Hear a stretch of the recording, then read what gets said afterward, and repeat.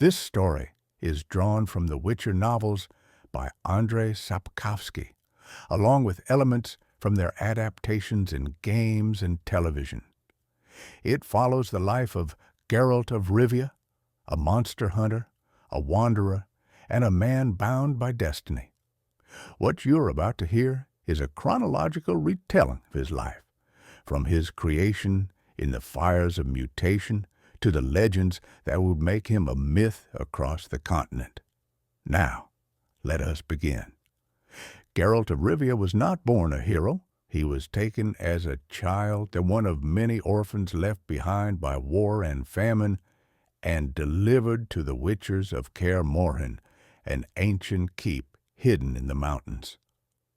There, the boys were subjected to brutal training and horrific trials designed to turn them into perfect killers.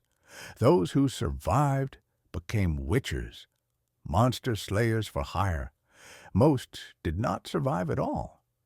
Geralt endured the trial of the Grasses, an ordeal of alchemy and pain that mutated his body.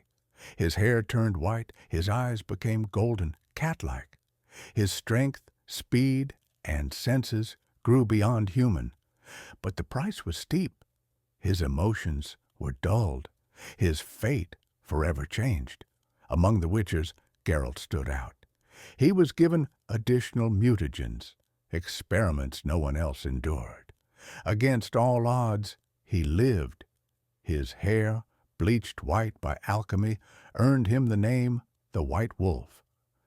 When his training was complete, Geralt left Kaer Morhen to wander the continent as a professional monster hunter.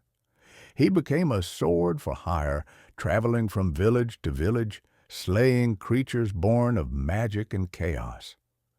But in a world where men often proved crueler than monsters, Geralt's true challenge was not in the hunt, but in the choices he faced. Despite what many believed, Geralt was not heartless. He lived by his own code, a belief that the world was not divided into good and evil, but shades of gray. He refused to kill for sport. He spared creatures others would call beasts. He protected those who could not protect themselves. It was in these travels that he met those who would shape his destiny. First came Dandelion, the bard, a lover of songs, wine, and women, who became Geralt's closest friend and greatest annoyance. Through his tales, Dandelion turned Geralt's grim life into legend. Then came Yennefer of Vengerberg, the sorceress whose beauty and will matched his own. Their relationship was passionate, volatile, and eternal. Cursed and blessed by destiny, they were drawn together again and again, no matter how often they tried to part. Yennefer taught Geralt much about love, about pain, about what it means to be human even when you are something more. One day, Geralt saved the life of a man named Duny, a cursed knight who could only reveal his true face at dawn. By claiming the ancient law of surprise, Geralt unknowingly bound himself to Duny's unborn child, a child of destiny. That child was Cirilla Fiona Ellen Rhiannon, Ciri. Years later, when war engulfed the land and Nilfgaard invaded the north, destiny called. Ciri, orphaned and pursued, was brought to Kaer Morhen under Geralt's protection. There, she trained to become a witcher, though she was never mutated, and learned magic from Yennefer. To Geralt, she became more than destiny. She became family, a daughter in all but blood. Ciri's power was unlike anything the world had ever seen. She carried the blood of the elder races, the elder blood itself, a magic tied to time, space, and prophecy. Both kings and sorcerers sought to control her. Geralt, Yennefer, and their allies fought to protect her from those who would use her for power. But the world burned around them, wars raged, empires fell, and even witches could not stand forever against destiny's pull. Geralt's legend grew. Villagers told stories of the White Wolf, the monster who killed monsters. He battled strigas, leshens, wyverns, and worse.